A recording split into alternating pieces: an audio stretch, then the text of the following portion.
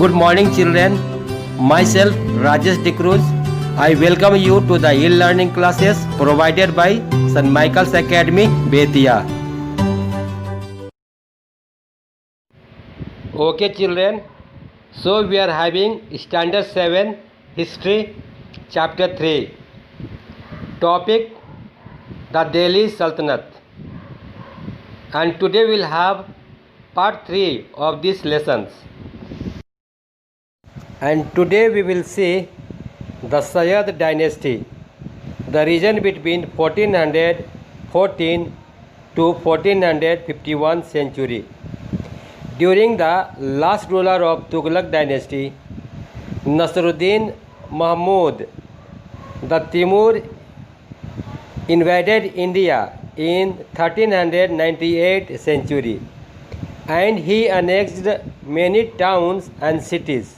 However, Tughlaq continued till 1414 century. Now, Sayyid brothers. After Timur left India, the Sayyid brother Khilji Khan captured the throne and established the Sayyid dynasty in 1414 century. He was known for his tolerance and humility.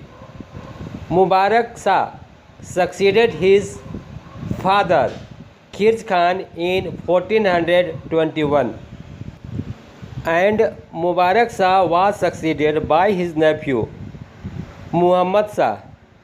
However, he was weak and incompetent. Apart from uprising and revolts, he had to deal with internal revolts too. Muhammad Shah's son and successor Alam Shah was also incompetent. He ascended the throne in 1443, but he decided to leave Delhi and settled in Badaun. So, he has to tend the fall of the Sayyids.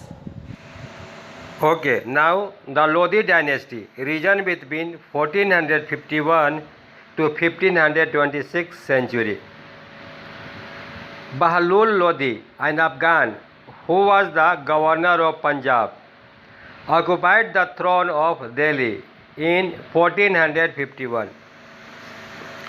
He established his authority over Sindh and Mewar.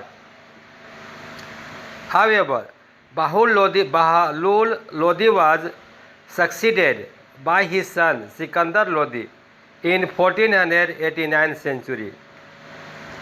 He is considered the great ruler of the Lodi dynasty, and he annexed Jaunpur and Bihar and brought the entire region of Gangatic plain under his control. Anyway, Sikandar Lodi was succeeded by his son Ibrahim Lodi in 1517 century. However, Ibrahim Lodi faced and fought with many rebellions. But finally, Alam Khan, the Sultan's uncle, and Daulat Khan Lodi, the governor of Punjab, invited Babur, the ruler of Kabul. Babur invaded India and in the first battle of Panipat fought in 1526. In this battle, he defeated the Ibrahim Lodi and killed. This event marked the beginning of the Mughal rule in India. Thus, Mughal rule started in India. Now we will see the Sultanate administration. The Sultan was the head of the administration. He was advised on affairs by the state by trusted nobles and on judicial and religious matter by the ulema. He derived power by introducing the divine rights of kingship. According to this, the ruler is the representative of gods on earth. He introduced the rituals of Sijda and Paibos to assert his superiority. Now we will see the division of the empire.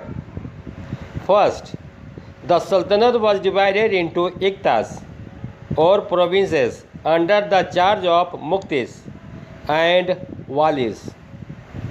Second, the iktas were subdivided into sheikhs, which were placed under sikdars. Third, the sheikhs were subdivided into paraganas and are placed under amils. Fourth, the paraganas consisted of a number of villages. Fifth, the village headman or mukdam headed the village. And the last six, the patwari kept the land record and the munsif supervision the collection of the land revenue. So this was the division of the empire. Accordingly, the Sultanate control over the kingdom. Now let us see Department of Administration. The king or the ruler ruled with the help of a number of ministers who were in charge of various departments. First, the Wazir headed the Diwan-e-Wizarat. He looked after the income and expenditure, collection of revenue and overall financial matters. Second, Ariz-e-Mamlik, along with his deputies, looked after the army and the military affairs. And the third was the chief Sadar or the chief Kaji, who looked after all the charities and headed the Department of Justice. Agrarian condition. The Ikta was the most important measures introduced by the Turks in India. It gradually became hereditary. Bigger Ikta were held by those who were in charge of higher department, while the small holders were individual soldiers with no administrative responsibility. The small peasants and the other people were imposed taxes. They had a number of taxes like khiraj, land taxes, ghari, house taxes, and charai, tax on cattle. The rate of the revenue was very high. Sometimes peasants gave as much as half of the total produce as tax. During Alauddin Khalji's reign, the revenue was based on the actual measurement of land. But during Ghiyasuddin Tughlaq's reign, it was based on crop sharing. Corrupt revenue officers often hazed the peasants. Now we will see the downfall of the Sultanate. There were a number of factors that may have hastened the end of the Sultanate rule. Number 1. Many rulers like Nasruddin, Mahmud and Firoz Tughlaq were not capable rulers. They were not strong. Also, they had corrupt and opportunist nobles who manipulated them. Number 2, the Ikta system helped to decentralize the power of the king.